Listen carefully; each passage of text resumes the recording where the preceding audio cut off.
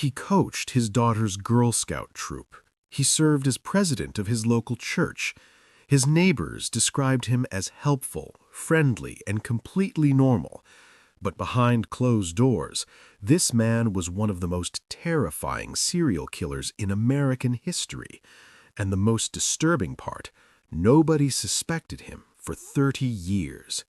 This is the true story of Dennis Rader, the BTK Killer. Most of us imagine serial killers as obvious monsters, loners, creepy, someone you'd immediately sense danger from. But what if the most dangerous predator looked exactly like your friendly next-door neighbor?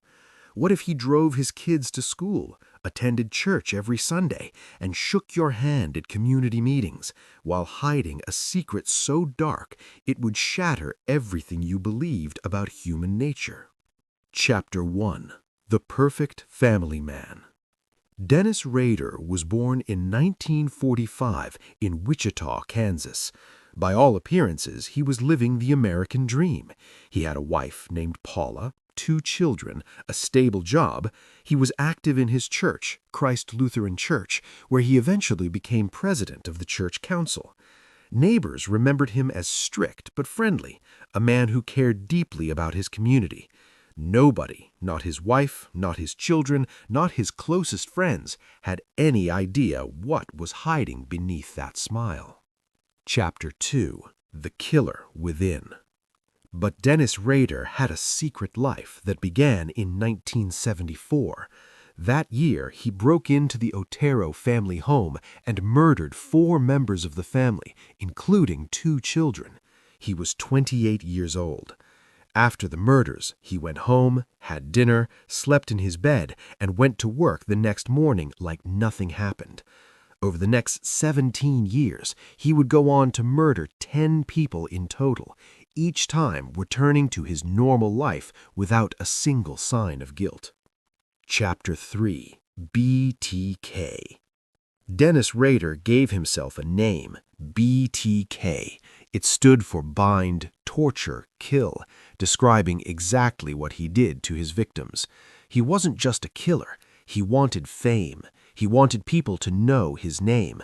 He began sending taunting letters to local newspapers and police, describing his crimes in detail, playing games with investigators. For years, police had no idea who BTK was. The entire city of Wichita lived in fear, and Dennis Rader sat in church on Sundays, listening to sermons about God and forgiveness. Chapter 4. The Psychology Behind the Mask. How does someone live this double life for 30 years?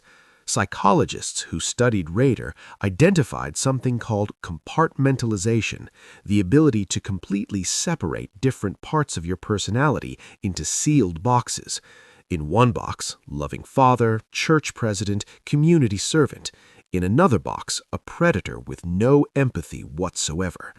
Most people cannot imagine this, but for certain personality types, specifically those with antisocial personality disorder, this separation comes disturbingly naturally.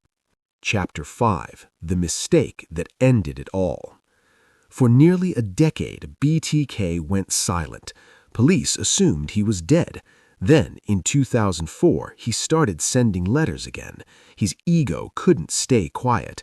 In 2005, he made a fatal mistake. He asked police if a floppy disk could be traced. Police said no. He sent a floppy disk with his next letter.